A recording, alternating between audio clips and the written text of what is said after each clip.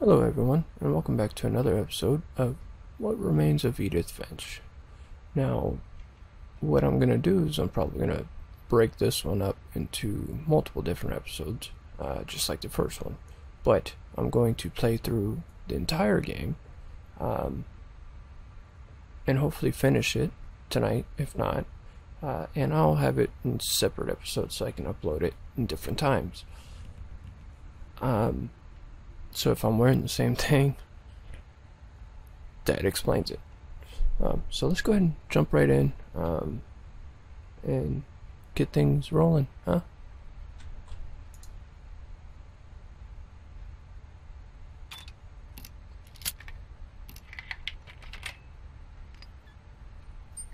Turns out, my mom was really good at keeping secrets.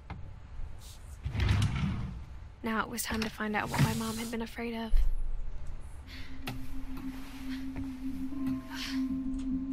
From the paintings on the wall, it was clear my brother Milton had been here before me.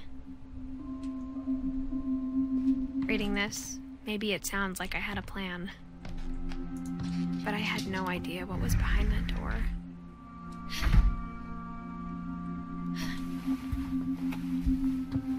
Just like I had no idea where all this was gonna lead.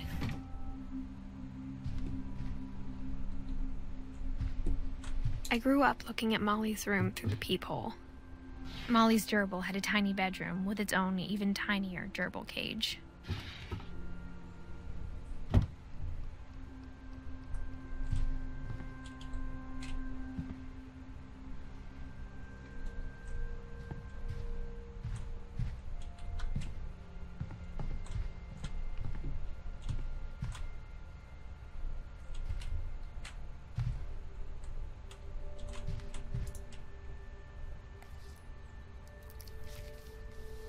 December 13th, 1947. Dear Diary, I'll be gone soon, but I wanted to tell somebody about what's gonna happen. It started when Mom sent me to bed without dinner. I woke up and I was starving, so I looked around for something to eat.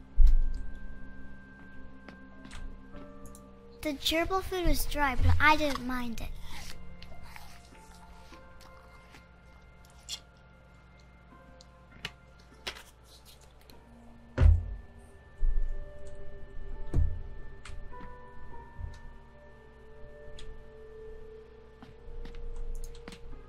My Halloween candy was all gone.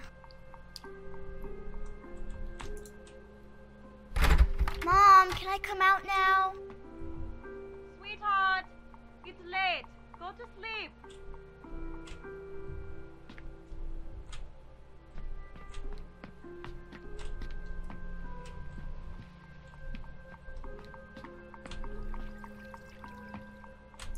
I thought about eating Christopher, but I held back.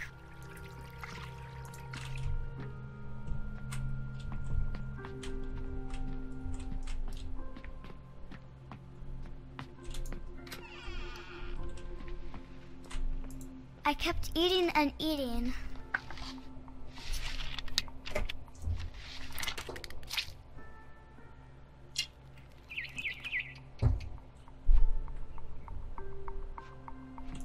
I ate a lot of things that night.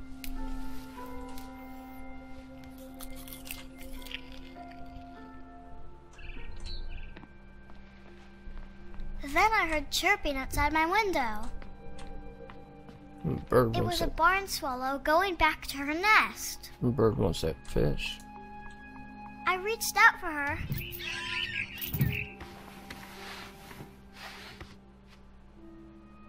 And suddenly, I was a cat. Still gives me chills.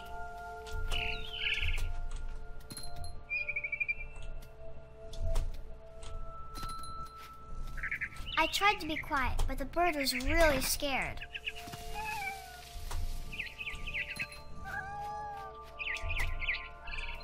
Mom and Dad didn't even look at me.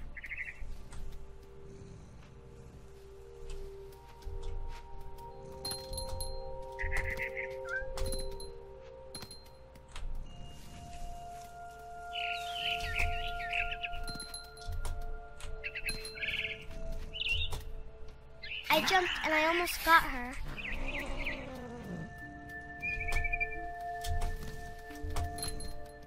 Oh.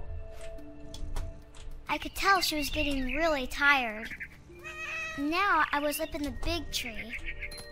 I promised Dad I wouldn't climb it anymore. All I cared about was eating that mama bird.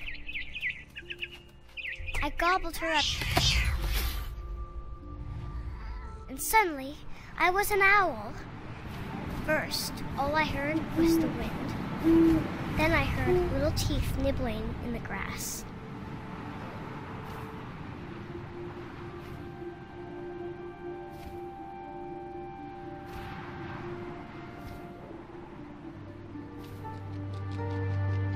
Rabbits.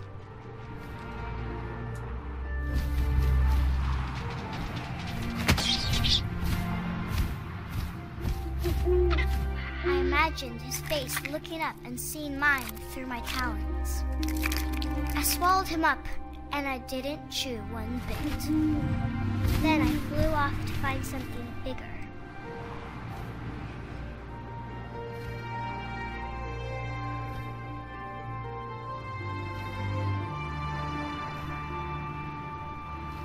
A mama rabbit.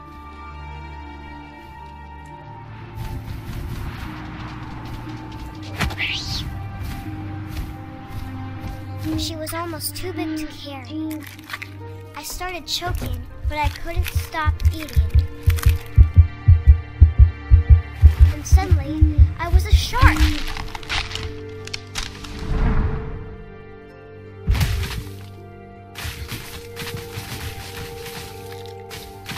Oh.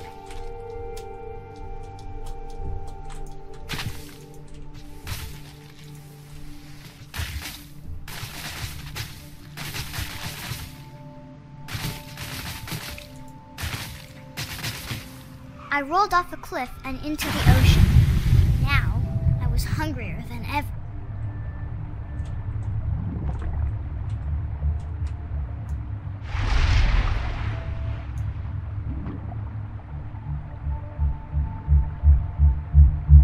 I wanted fat, juicy seals.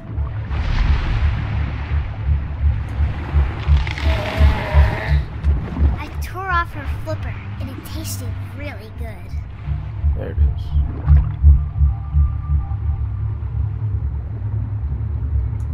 I grabbed on tight. When I was so hungry, I jumped out of the water. When I opened my eyes, everything had changed.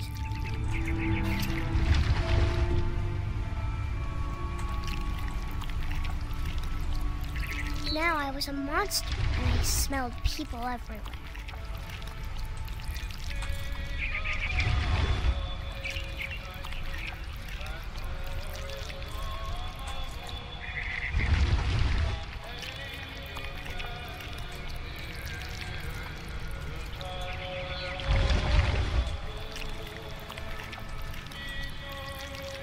I was big, but I moved real quiet.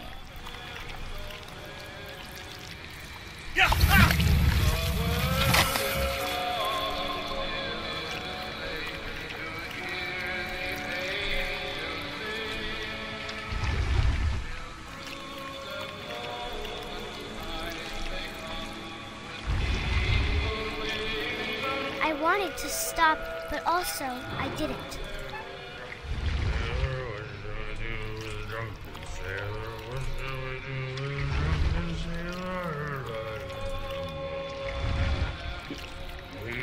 Belly with a rush. Belly with a rush.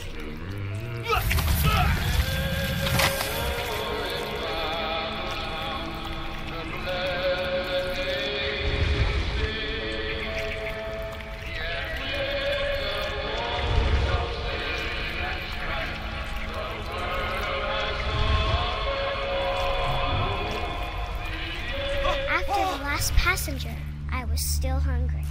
And across the water, I smelled something new. Something I had to have, so I swam towards it.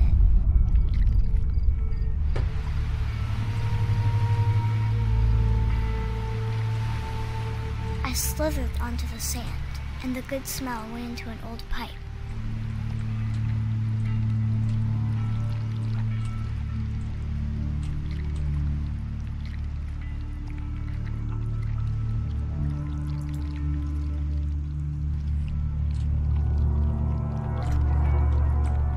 It's a bathroom. Oh, come on.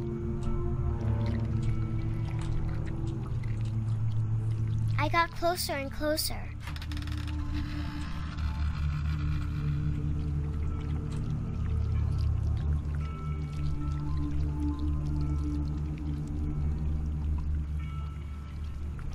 All my stomach started growling. And suddenly, I was me again.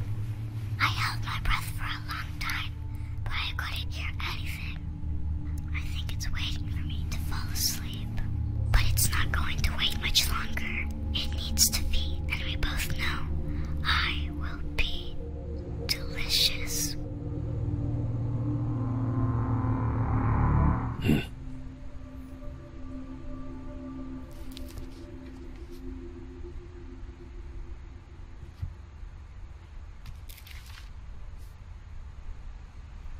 I'm not sure if I believed all of that, but I'm sure Edie would have. Come on. I'll just hold down the mouse button.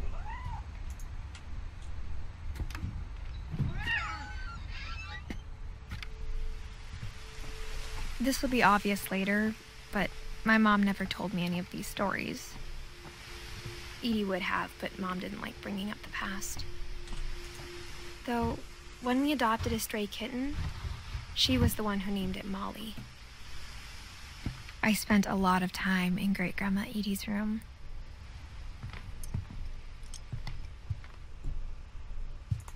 Louis died a week before we left, but Edie had already started to memorialize him.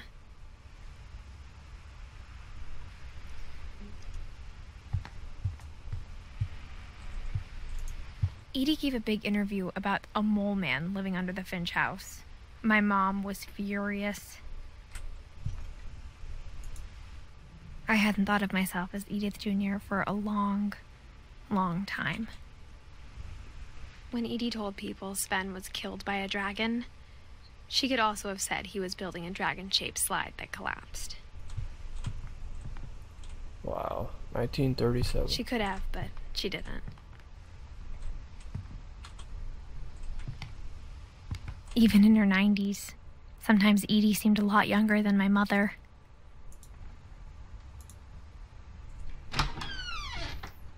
That obnoxious fucking bathroom. Alright, let's do this. Her room was like a museum.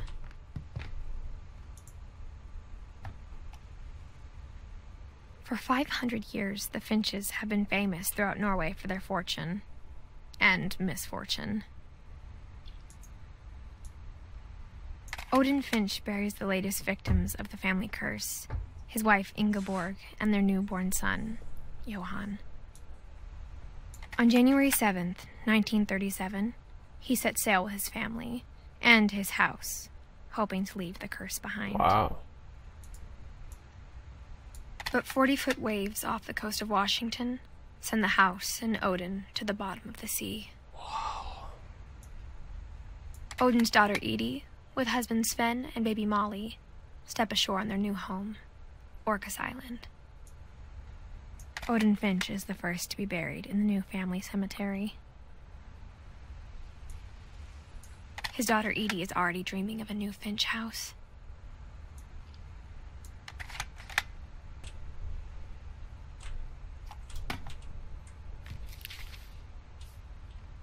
Whatever's wrong with this family, it goes back a long ways.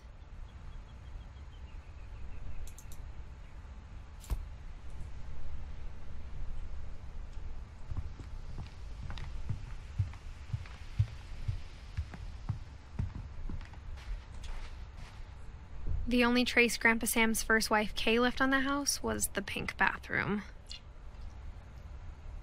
It was a pretty big trace. Yeah.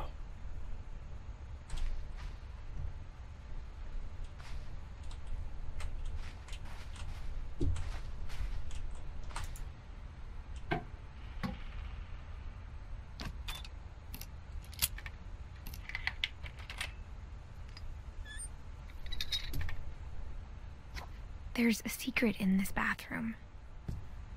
It's in the last place you would look. It isn't in the cupboard. It's hidden in this book.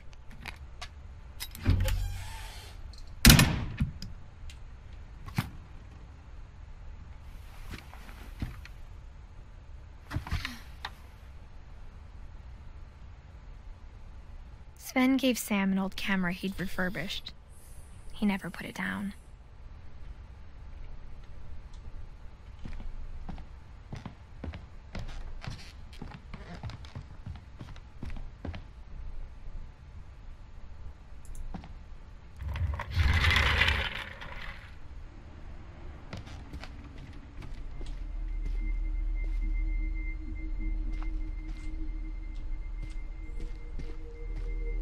I knew Grandpa Sam had a twin.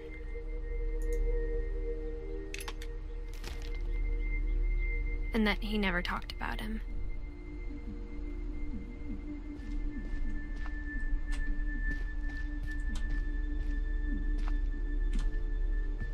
I guess my grandpa didn't like history any more than my mom did. Wow, this is cool.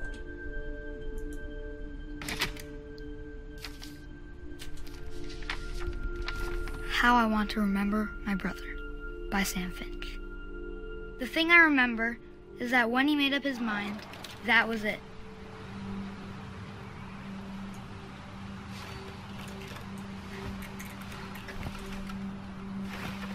My brother said he'd die before he ate another mushroom, and he did.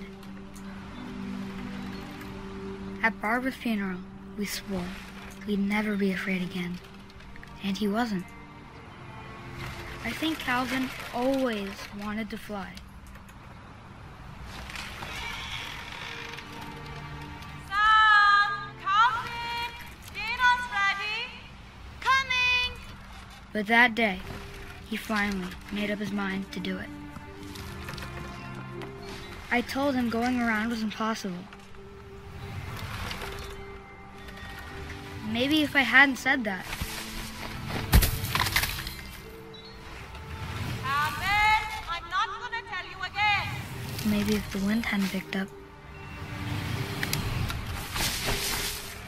then maybe he'd still be here. But I doubt it. I think he'd already made up his mind. That's what I want to remember about my brother.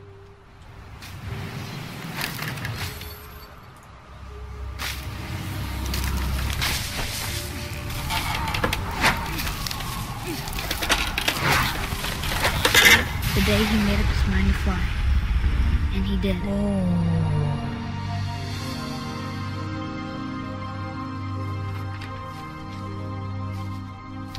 Fuck. Calvin's story felt strangely familiar.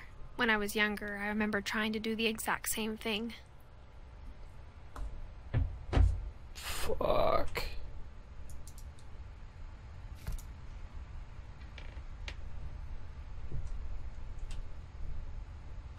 After the funeral, Edie roped off Calvin's half of the room. Mom said Grandpa Sam enlisted at 18 and never set foot in the room again.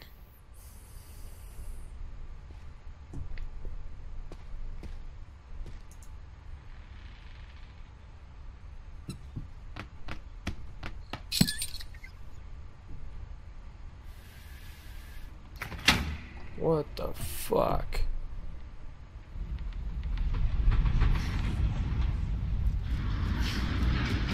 Are you serious?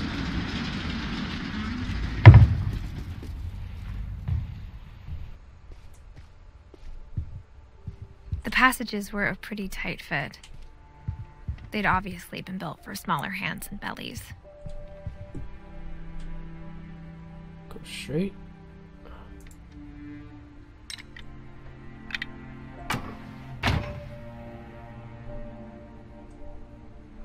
Go here. Oh.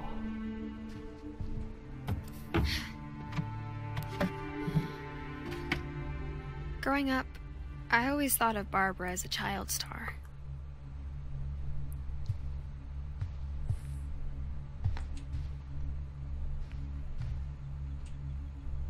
I never thought about how hard it must have been for her afterwards.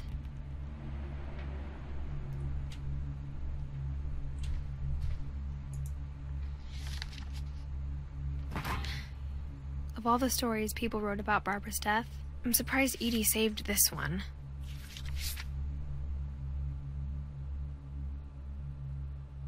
Old Jack here with another ghastly tale inspired by America's most unfortunate family. I'm calling it The Surprise Ending of Barbara Finch. As a child star, Barbara was famous for her scream. Now at 16, she was all washed up. A has-been. But in a lucky break, she'd been asked to perform her signature scream at a local convention for monster movie fans. It was just the boost her career needed. Unfortunately, her scream hadn't aged well. Getting better. I think you just need the right motivation. Her biggest fan and current boyfriend, Rick, was about to demonstrate when... Now that was a great scream. It was Barbara's father, Sven. He'd slipped into a table saw and had to be rushed to the emergency room. So Barbara got stuck babysitting her youngest brother, Walter. Her convention comeback was cancelled. Okay, I'm hearing frustration, but I'm not hearing terror. What if I tried... A gang of hoodlums in Halloween masks have been terrorizing Orcas Island tonight. Police are urging residents to... That came from the basement. You're right! Also, I loved your delivery on that. Why is your basement door locked? Because my dad likes making puzzles and secret passages. There's a key hidden in the music box. The secret is to keep winding and winding until finally the key pops out. What the Thanks, fuck? babe. I'll be back in a sec. 20 minutes later, Rick hadn't returned. Oh, So fuck. Barbara went to look for him, right on cue. She reached for the music box.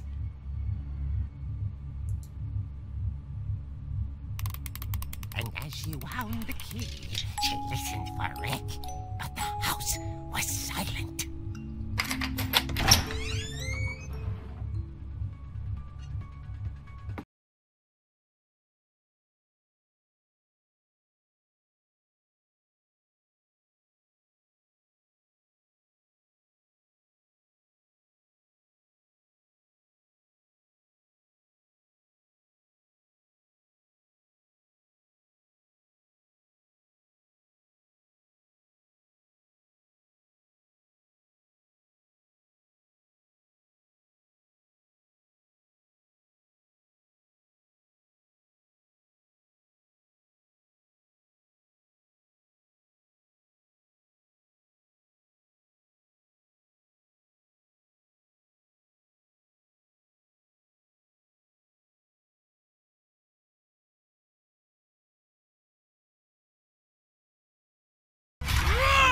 Oh dear! Oh. Oh! Rick? Barb, relax. I was just trying to scare you to help you find your scream. Well, I'm not scared, Rick. I'm furious. Then act furious. All I'm getting from you now is that you're hurt and confused and you... She threw him out, but she kept a little something to remember him by. Barb, have you seen my other crutch? And she was still holding it when she fell asleep watching the Late Picture Show. Hours later... Barbara! Walter, what's going on up there? Ah! Okay, I'm coming up, but if this is a trick, you're dead, Walter.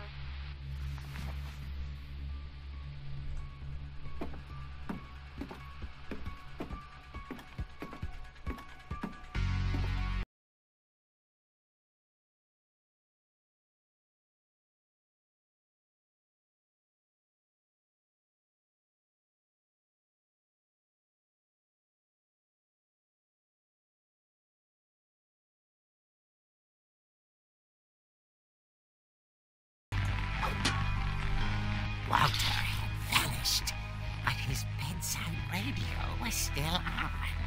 Orcas Island police describe the man as 6 feet tall, with a steel hook for a hand.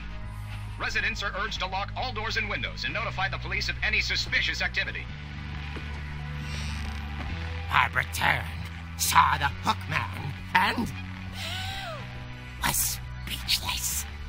He was quite smashing.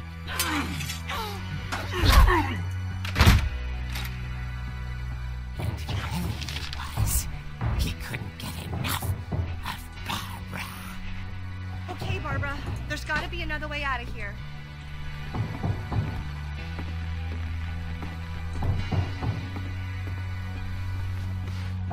That night, she played her part beautifully.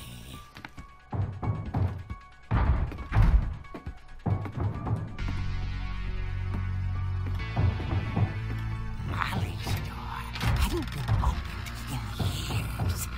The hinges groaned.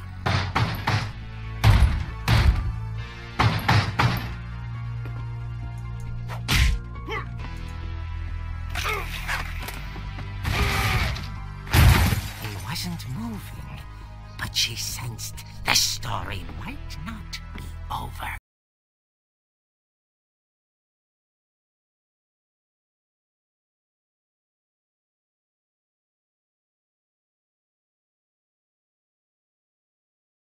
Of course he's gone. The hookman had vanished. She listened for his breathing, but all she heard was...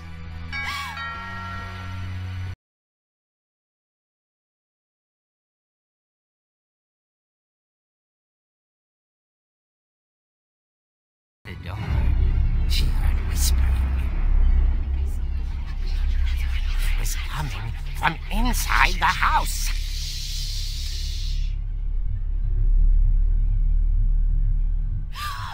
Oh dear.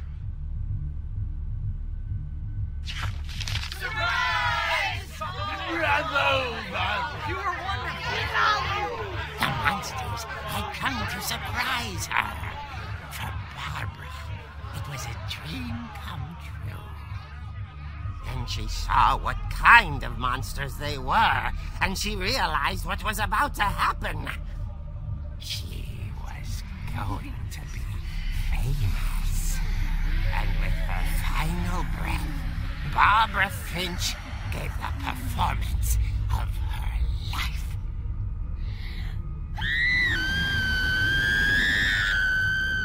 I wasn't there myself, but I hear Barbara was magnificent. Poor girl. She had a taste for stardom. But unfortunately, so did her fans. Of course, the police blamed it all on poor Rick, who disappeared the same night. And little Walter, hiding under his bed the whole time. He took it all pretty hard, but that's another story. As for Barbara, tucked inside the music box was all they ever found of her. Her ear. Fuck. Now that's what I call a real eerie tale.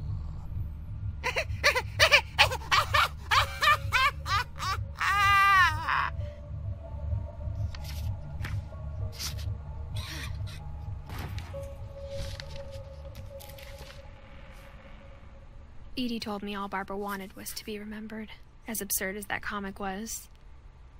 Maybe what Edie saw was a happy ending.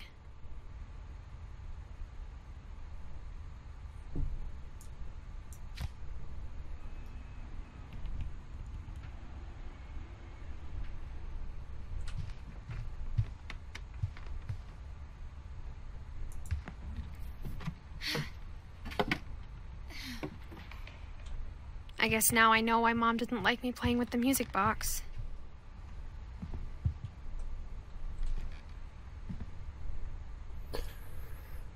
Alright, ladies and gentlemen, I'm going to go ahead and leave it here. So far so great. I actually am flabbergasted with this game. I'm utterly speechless. throughout this entire thing. Well done on the game so far.